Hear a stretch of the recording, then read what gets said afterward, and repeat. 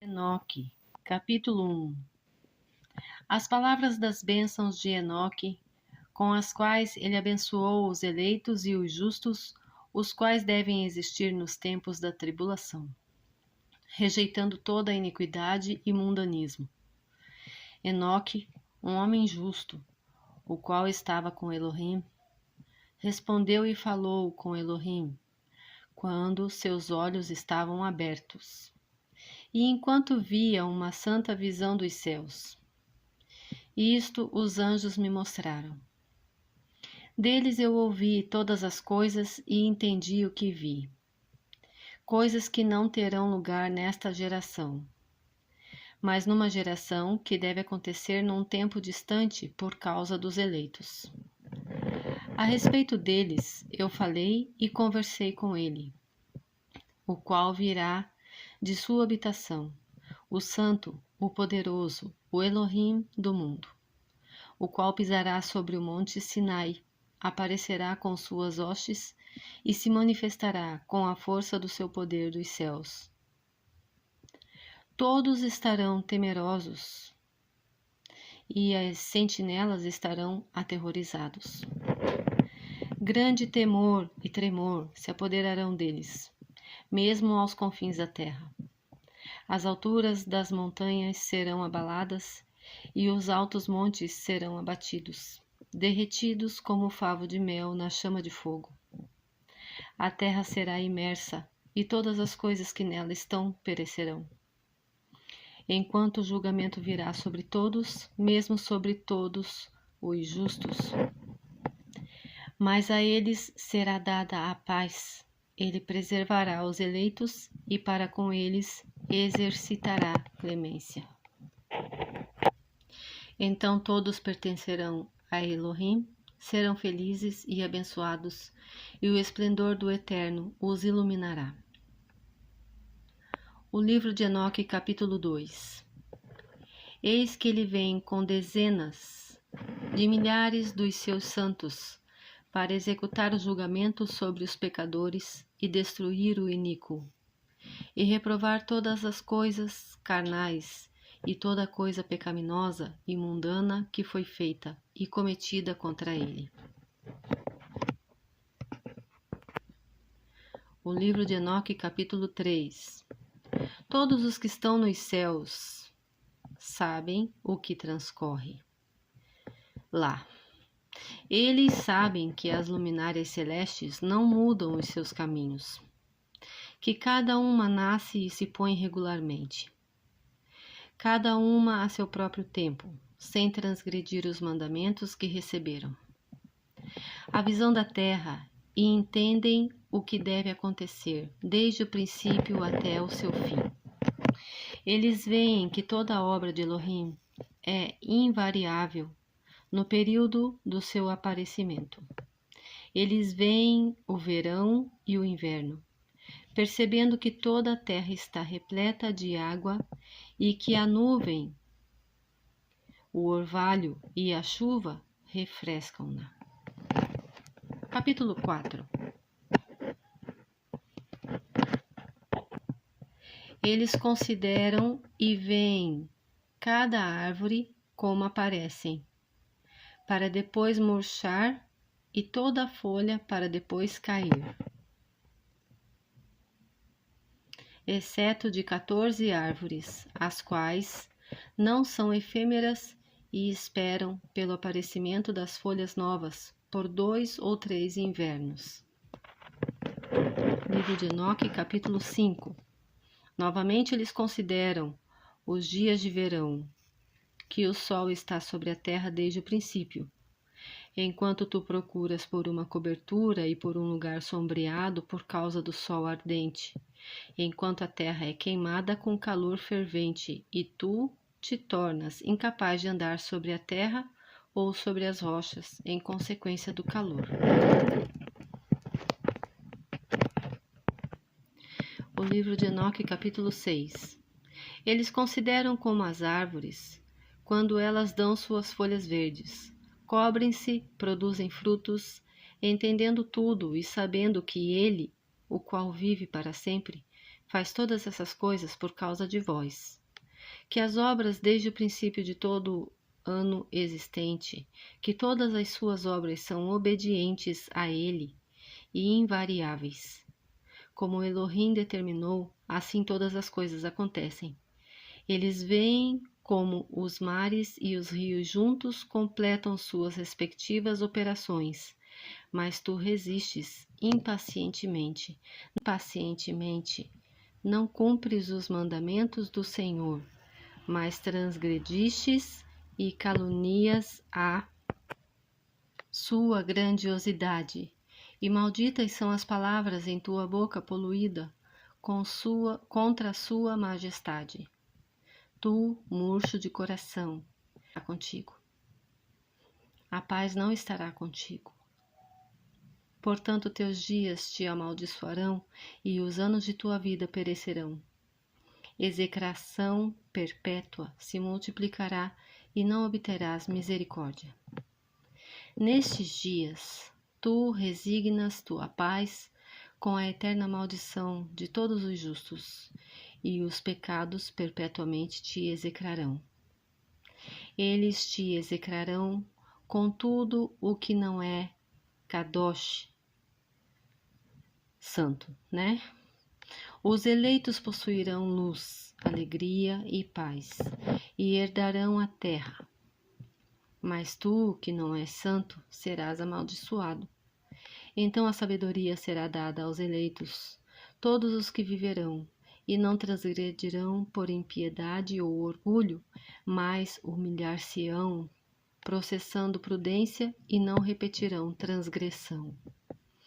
Eles não condenarão todo o período das suas vidas, não morrerão em tormento e indignação, mas as somas dos seus dias se completará e envelhecerão em paz, enquanto os anos de sua felicidade se multiplicarão em alegria, com paz para sempre em toda a duração de sua existência. Capítulo 7.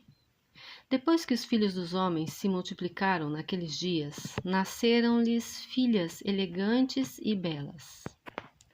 E quando os anjos, os filhos dos céus, viram-nas, enamoraram-se delas, dizendo uns para os outros: Vinde, selecionemos para nós mesmos esposas de progenie dos homens, e geremos filhos. Então seu líder Samiasa disse-lhes: Eu temo que talvez possais indispor-vos na realização deste empreendimento, e que só eu sofrerei por tão grave crime. Mas eles responderam-lhe e disseram: Nós todos juramos. E amarraram-se por mútuos juramentos, que nós não mudaremos nossa intenção, mas executaremos nosso empreendimento projetado. Então eles juraram todos juntos, e todos se amarraram ou se uniram por mútuo juramento. Todo o seu número era 200, os quais descendiam de Ardes, o qual é o topo do monte Armon. Naquele monte, portanto, foi chamado de Armon, porque eles tinham jurado sobre ele, e amarraram-se por mútuo juramento. Estes são os nomes dos seus chefes: Samiasa, que era o seu líder, Uracabaramameel, Aquibeel, Tamiel, Ramuel, Danel, Asqueel, Saraquinial, Azael, Armers, Batraal, Anani, Zavebe, Samsaveel, Ertael, Turel, Omizael, Aziel, Barcaial, Azaradel e Arazial. Estes eram os prefeitos dos 200 anjos, e os restantes estavam com eles. Então eles tomaram esposas, cada um escolhendo por si mesmo, as quais eles começaram a abordar, e com as quais eles coabitaram, ensinando-lhes sortilégios, encantamentos e a divisão de raízes e árvores. E as mulheres conceberam e geraram gigantes. cuja estatura era de 300 côvados. Estes devoravam tudo o que o labor dos homens produzia, e tornou-se impossível alimentá-los. Então eles voltaram-se contra os homens, a fim de devorá-los, e começaram a ferir pássaros, animais, répteis e peixes, para comerem a sua carne, um depois do outro, e para beber o seu sangue. Então a terra reprovou os injustos. Capítulo 8. Além disso, Azaziel ensinou os homens a fazerem espadas, facas, escudos, armaduras ou peitorais, a fabricação de espelhos e a manufatura de braceletes e ornamentos, o uso de pinturas, o embelezamento das sobrancelhas, o uso de todo tipo selecionado de pedras valiosas e de toda sorte de corantes, para que o mundo fosse alterado. A impiedade foi aumentada, a fornicação foi multiplicada.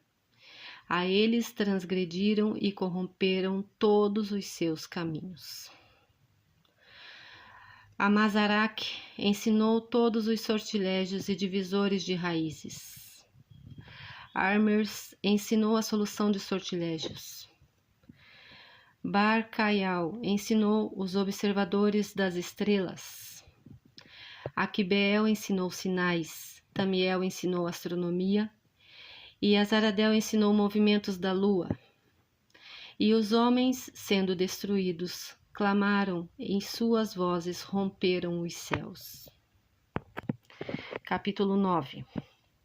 Então Micael e Gavriel, Rafael, Suriel e Uriel olharam abaixo desde os céus e viram a quantidade de sangue que era derramada na terra e toda a iniquidade que era praticada sobre ela.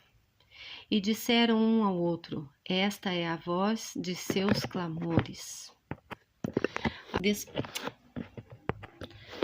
A terra desprovida de seus filhos tem clamado mesmo até os portões do céu. E agora a ti, ó Santo dos céus, as almas dos homens queixam-se dizendo: obtém justiça para conosco com o Altíssimo. Então eles disseram ao seu Senhor, o Rei: tu és Senhor dos senhores, Elohim dos Elohais, Rei dos reis. O trono de sua Kevod, ou de sua glória, é para sempre e sempre. E para sempre seja o teu nome santificado e glorificado. Tu fizeste todas as coisas, tu possuis poder sobre todas as coisas, e todas as coisas estão abertas e manifestas diante de ti. Tu vê todas as coisas e nada pode esconder-se de ti. Tu viste o que Azaziel tem feito, como ele tem ensinado toda espécie de iniquidade sobre a terra, e tem aberto ao mundo todas as coisas secretas que são feitas nos céus. Samiasa também tem ensinado sortilégios para quem tu deste autoridade sobre aqueles que estão associados contigo. Eles têm ido juntos às filhas dos homens, têm se deitado com elas e têm se contaminado. E têm descoberto crimes a elas. As mulheres igualmente têm gerado gigantes, assim toda a terra tem se enchido de sangue e iniquidade. E agora, vês que as almas daqueles que estão mortos clamam e queixam-se até o portão do céu. Seus gemidos sobem, nem podem eles escapar da injustiça que é cometida na terra. Tu conheces todas as coisas antes que de elas existirem. Tu conheces todas as coisas, e o que tem sido feito por eles, já tu não falas conosco. O que por conta dessas coisas devemos fazer contra eles? Capítulo 10.